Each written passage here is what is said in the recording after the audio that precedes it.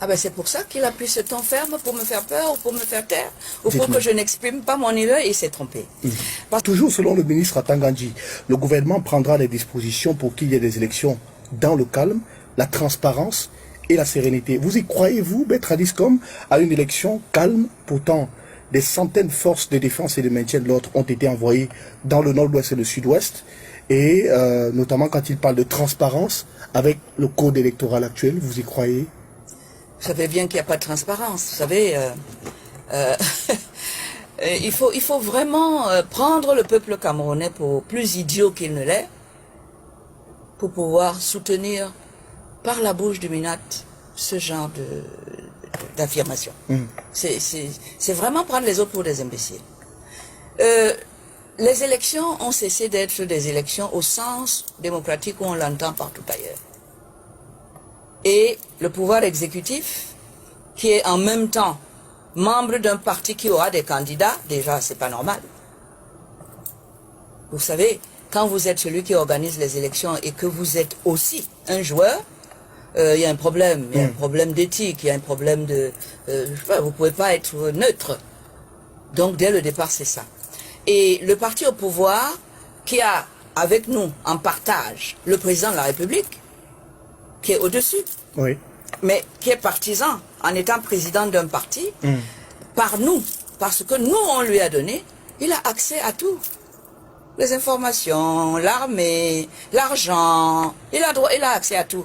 Et il les met à la disposition de son parti, pour que son parti puisse avoir la majorité. Et de ce fait, comme il n'y a pas de séparation de pouvoir au Cameroun, c'est facile à démontrer, eh bien, à ce moment-là, il a verrouillé le système, le processus électoral, en mettant en place Elecam, à la place du Minat, qui était à l'époque exposé, parce que toute l'élection, comme moi j'ai été candidate aux élections législatives en 1997. On va en parler tout à l'heure. Et oui, alors aujourd'hui, il a verrouillé les textes. C'est un peu comme si vous avez une maison et vous n'avez pas, ou alors un ordinateur, mais il fonctionne très bien, hein, il a des applications, il a tout, mais vous n'avez pas Internet. Ou alors, mais vous n'avez pas payé Orange, ou alors vous n'avez pas d'électricité. Ok, vous avez Internet, vous avez tout. Vous avez un ordinateur, mais il ne marchera pas. Parce que le fil conducteur du courant, il appartient à Eneo. Et c'est ainsi que le président de la République maîtrise tout le processus électoral. Au départ, avec Elecam, qui organise tout, assisté du Minat, des sous-préfets, etc. Et ils font ce qu'ils veulent. Hein.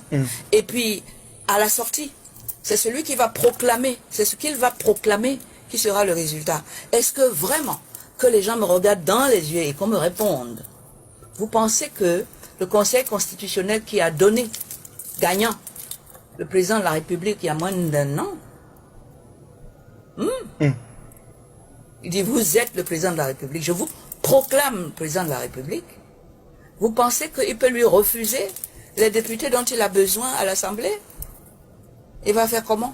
Le président va lui dire donc, mais oui, il ne peut pas refuser. Même si vous étiez à sa place, vous ne pouvez pas refuser.